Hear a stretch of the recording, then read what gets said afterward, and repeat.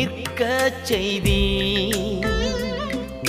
உம்மை விட்டு பிரிந்து மிகவும் கலங்கி போனே. உந்தன் தயவால் மலை போல் நிற்க செய்தி. உம்மை விட்டு பிரிந்து மிகவும் கலங்கி போனே. சாக்கு ஆடை நீக்கி என்னை சந்தோஷத்தால் மூடினீ. சாக்கு ஆடை நீக்கி என்னை சந்தோஷத்தால் மூடினீ.